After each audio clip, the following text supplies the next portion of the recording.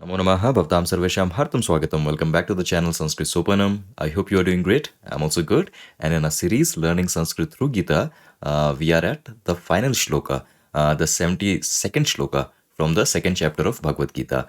And again in the shloka, this is the culmination of the second chapter. So in the shloka, Krishna very aptly describes the state in which a person arrives when he has performed all that Krishna has advised us through this second chapter. Okay, so this is like a spiritual culmination. This is where your spiritual sadhana takes you. It is that state which Krishna has aptly described in the shloka. What we can learn from Sanskrit point of view and what Krishna wants us to understand. Again, all this we will see without wasting any more time. Let's quickly dive in today's video. Okay, so this is our shloka for today. Let me go through the shloka once. Esha brahmi sthitif partha Nainam prapya vimukhyati sthitva syamant kalepi brahma nirvanam richati. Okay, so here we have the Mula Shloka and this is the Padacheda of the same Shloka. So again, let us see what all Sandhis we can spot here.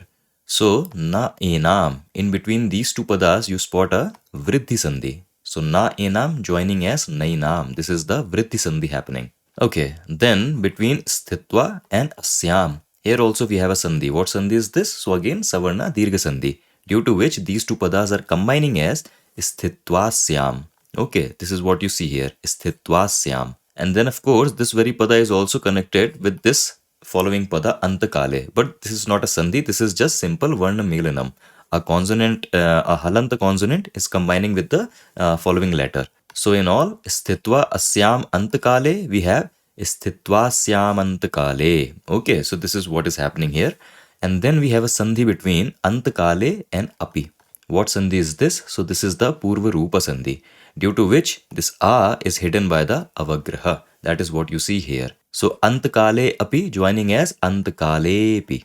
Okay, the A is hidden by this Avagraha Chinna. This is the Purva Rupa sandhi. Okay, and then this is all the sandhis we can spot in this shloka. Again, this is not the sandhi, this is the simple Varna Melanam. Okay, and again, all the Sandhi details and the entire word-by-word breakdown of the shloka is in the PDF sheet that you can download from the link in the description box. Now let us move on and start the decoding of the shloka. Okay, so in this shloka, we can spot two Kriya Padas, Vimukhyati and Richati. So let us take this Kriya Pada Vimukhyati. And then we also have a Na that is preceding it. So we take both of them together, Na Vimukhyati. Okay, so first let us understand this Kriya Pada, Vimukhyati. So this Kriya Pada is coming from the dhatu Muh Dhatuhu. See, Muha Dhatu means to be in error. Okay, and with this prefix V, the meaning is to be deluded. Okay, V plus Mu, this means to be deluded. And the form here is Latlakaraha Prathama Purushaha Ekvachanam. Okay, so we have this form Vimukhyati. That means the person is deluded. But along with this preceding Na, the meaning is he or she is not deluded. Okay, he or she is no more deluded. That is the sense we are getting from this pair, Na Vimukhyati. So this is what we are starting here. And then the question is, Kahna Vimukhyati? Who is no more deluded? And even though in the shloka, this jiva, this is not explicitly mentioned, but we know that we are talking about a being. Okay, we are talking about an individual person who has done that spiritual sadhana that Krishna spoke about in the earlier shlokas. So we are talking about an individual being, a jiva. So just to tie up the meaning, I am using this implicit word here, jivaha. Jivaha nam vimukhyati. A being, an individual person is no more deluded. Okay, so this jiva basically represents a person who has undergone this spiritual sadhana, this spiritual transformation, and has now arrived at the final, the self-realization part. Okay, so moving on, we have Kim Kritva Jiva na Vimukhyati. That having done what, such a person is no more deluded. And Krishna says, Enam Prapya. Okay, Enam Prapya, having obtained this. This form Enam, this is coming from Etat Sarvanama. Etat Sarvanama is used to represent this, right? So this Enam is the Strilinga, Dutiya Vibhakti Ekvachanam Rupa. And Prapya, so this is a Kridanta. This is coming from Apadhatu. Apadhatu means to obtain, to attain. And this dhatu is modified using Lyap Pratyaya.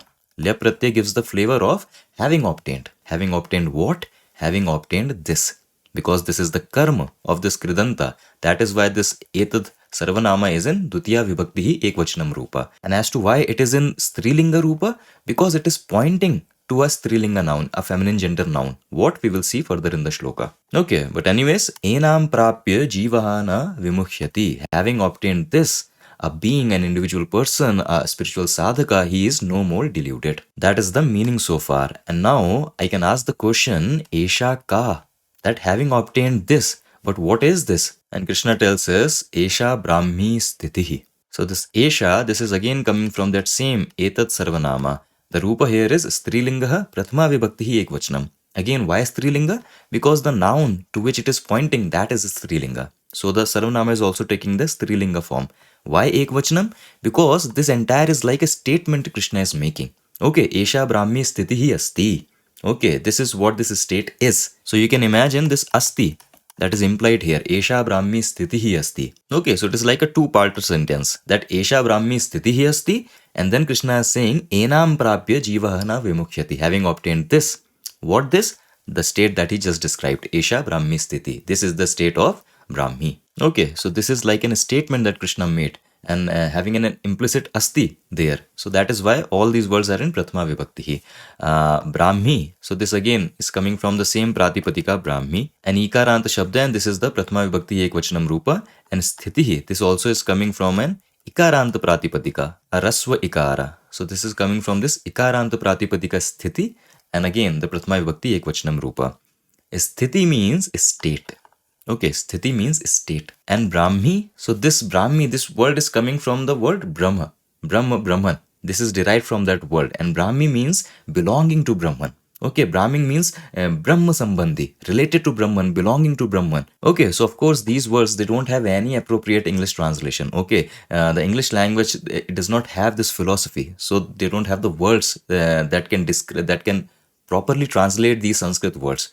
So for the lack of better words, I'm just using this Brahmanhood. Okay, Brahmi, Brahmanhood. You can also think of it as selfhood. Okay, because that is what it is. Brahman is the true self. Okay, so that is a state of selfhood. That is a state of Brahmanhood. Okay, again, no proper English counterpart for these Sanskrit words. So just for the lack of better words, I'm using this translation, Brahmanhood. Okay, you can take it as Brahmanhood. You can take it as selfhood. You can take the entire sentence, Esha Brahmi Sthiti, as this is the state of being dissolved in Brahman, being united with Brahman. You can take the translation as that also. But anyways, Esha Brahmi Sthitihi. This is the state of Brahmanhood. This is the state of selfhood. Enam Prapya Jivahana Vimukhyati. Having obtained this, that when a person has obtained this state, he is no more deluded. That is the meaning we have so far. Okay, so I hope all the words, all the padas, they are clear. And now if we move on, so we have another Kriya Pada, Richati. And this is coming from the dhatu, Ri dhatu. And the form again is Latlakaraha Prathama Purushaha Ekvachanam. Okay, so Ri dhatu, to attain, to obtain. So Richati means he or she attains, he or she obtains. So this is the Kriya Pada we are starting with. Again the question, Kaha Richati? We are talking about the Jiva. We are talking about that spiritual sadhaka that Krishna has taken as an arbitrary example for all these previous shlokas. And Jivaha Kim Richati?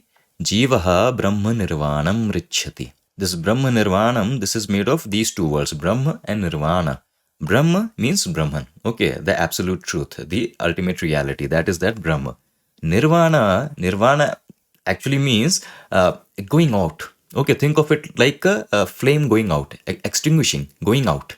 Okay, but this nirvana, this going out, we cannot leave it at that. Because if it is just extinguishing, then extinguish to what? So the better word can be the dissolution.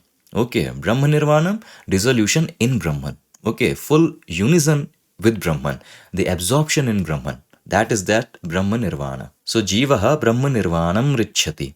Okay, again, this is the karma of this Kriya Richati. That is why Dutiya Vibhakti Ekvachanam Rupa. An individual attains this dissolution in Brahman. He attains complete unison, complete absorption in Brahman. That is this Brahma Nirvanam. Okay, and if we move on, so again the question is, Kim Kritva Brahma Nirvanam Richati. Okay, having done what? And Krishna is saying, Asyam Sthitva. Asyam. So this is coming from Idam Sarvanama. Idam is just another alternative we have for this. So we have Idam Sarvanama, the Rupa is again Strilinga. So we know it is still pointing to that same Sthitihi, that Brahmi Sthiti, it is still pointing to that. That is why it is again having the Strilinga Rupa. The Vibhakti here is Saptami Vibhakti and singular, ekvachanam. So asyam, in this. Okay, we are basically saying in this. In what? In this Brahmi sthiti, in this state of Brahmanhood, in this state of selfhood. Okay, so asyam sthitva. Sthitva means having established. This again is a kridanta coming from stha dhatu. Stha dhatu means to be established, to establish at something, okay, to be present, established at something.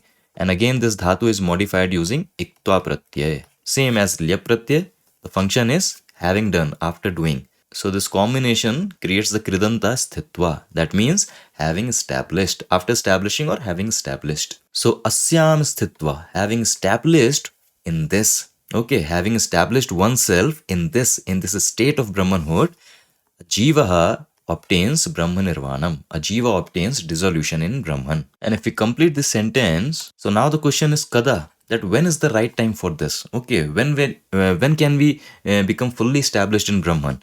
And Krishna says, Antakale api. Antakale, Anta means end, Kala means time. So Antakale can mean the last years of your life, and Antakale can also means the literal last moment of your life. And Antakale, the Saptami Vibhakti user is at the end of life. Okay.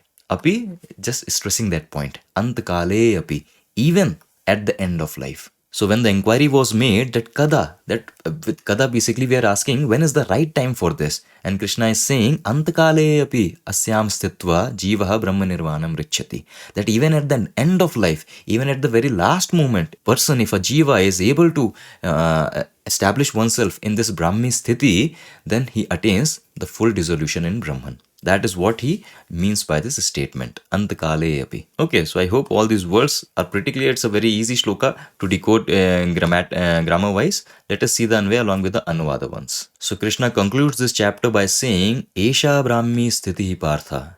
That this is the state of Brahmanhood. This is the state of selfhood, O Partha. Enam Prapya, having obtained this, having attained this state, Jiva na Vimukshati. A Jiva is no more deluded. And then he addresses this question that is there a specific time for this? And Krishna says, Antakale api asyam sthitva, that being established in this state, even at the end of life, even at the later years of life, or even at the literal end moment of your life. So being established in this state, even at the end of life, Jivaha Brahma Nirvanam Richati, a Jiva attains dissolution in Brahman. That is, dissolution in Brahman basically means absolute oneness with Brahman. Okay, so this is it. This is the entire translation of the shloka. See, in this particular shloka, we have two words, Brahmi Sthitihi and Brahma Nirvanam. Okay, and they may look like similar words. But then again, we have in this verse, we have a statement which says that having established oneself in this state, one attains Brahma Nirvanam. So if both of them mean the same thing, this statement will not sound very grammatically correct. So there is a difference. Brahmi Sthiti, this is a state, and this is like a meditative state that up until now Krishna has described a Sthit Prajna person, and such a person has mastered control over his senses. He has mastered control over his mind, and he has abandoned all the desires, all this, egocentric attachment with the desires. He has abandoned all those egocentric attachment with the desires, and he has also he has basically transcended this ego itself. Because in the last shloka, Krishna says, nirmama nirahankara. And this mama and ahankara, this feeling of mine and I, this is what ego gives us. Because ultimately ego self-arrogates everything. So it self-arrogates a possession as my, and it self-arrogates an action as I am the doer. So in the previous shloka, Krishna says, nirmama nirahankara, and having abandoned all the desires. So when all the desires are gone, and when the person has transcended this egocentric limitation also, when he has transcended the ego also, in that state of meditativeness, he attains to this Brahmanhood, this selfhood.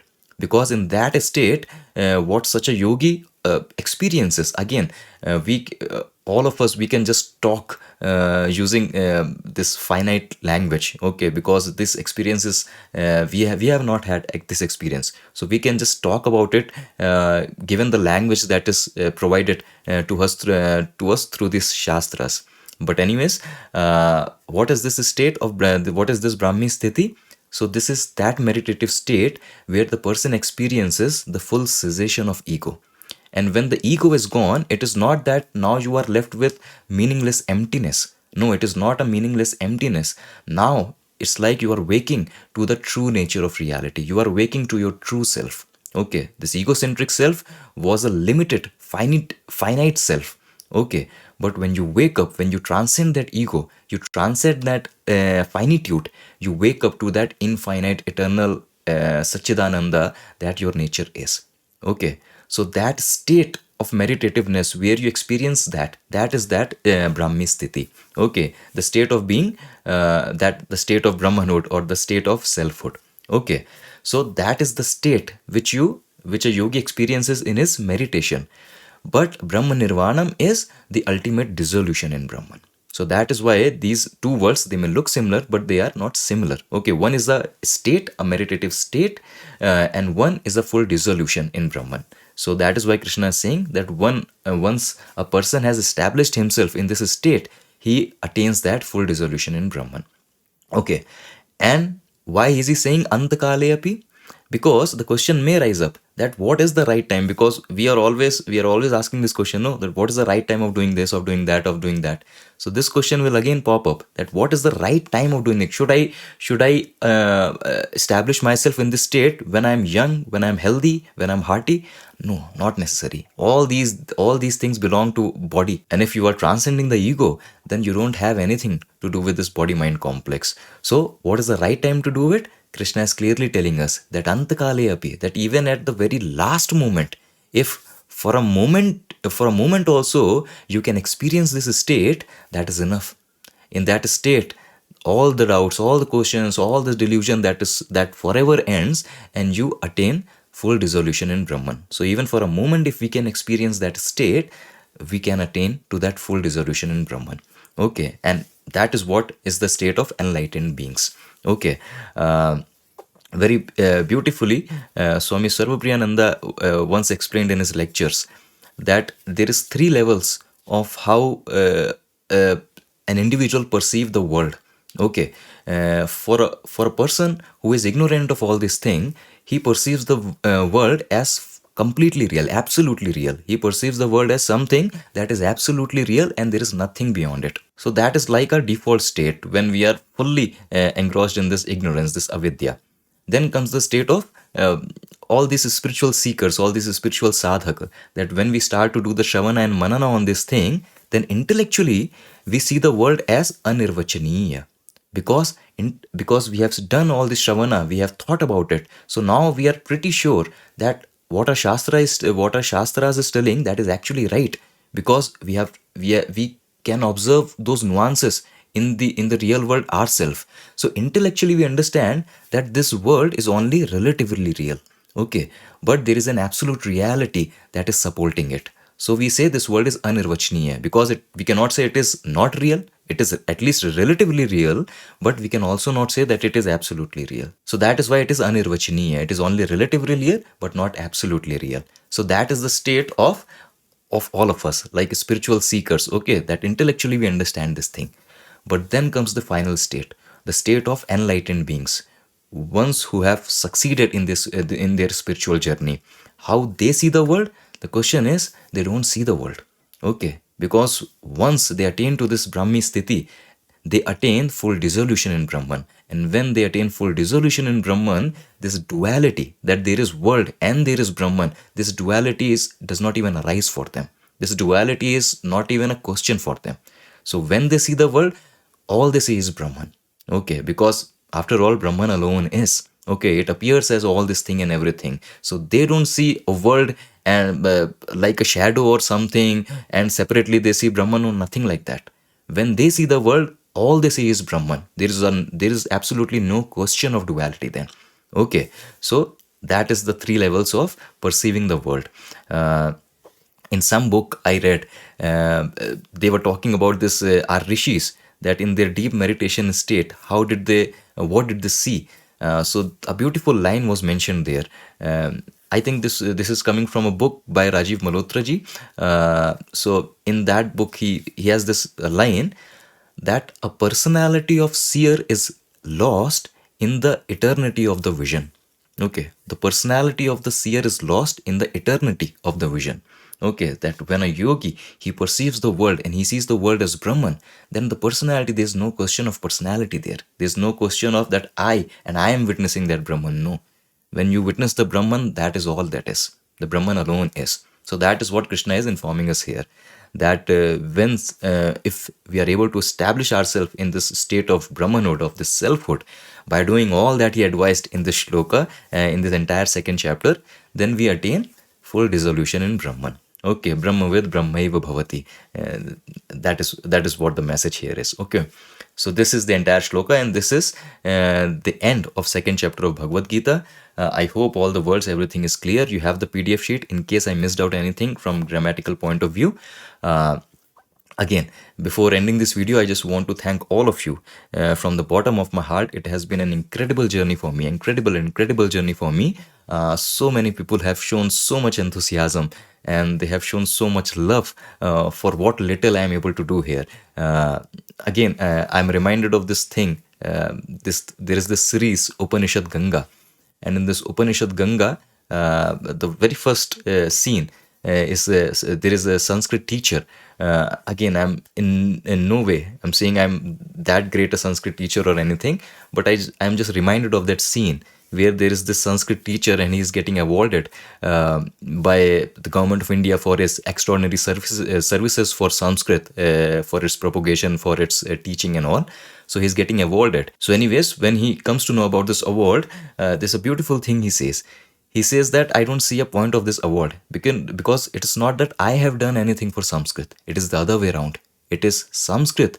It has done tremendous things for me. Okay, so that is how I also genuinely feel that whatever little I am able to do, again, it's not that I am doing something for Sanskrit, for this language and everything. In return, Sanskrit language through vast ocean of text of this scripture, it has indeed given me a new direction in life. It has given me a new way to see this life, and the tremendous knowledge, the tremendous wisdom that our rishis has left for us. I am just grateful that I am able to at least come in contact with that. Okay, I know it might take lifetimes for me to attain what all is described in these texts, but again, if just studying these things by just Shravana and Manana on this thing is so beautiful, so I am also in no hurry to do that. I'm just only grateful that I am able to come in contact with such beautiful language and such vast literature it unfolds.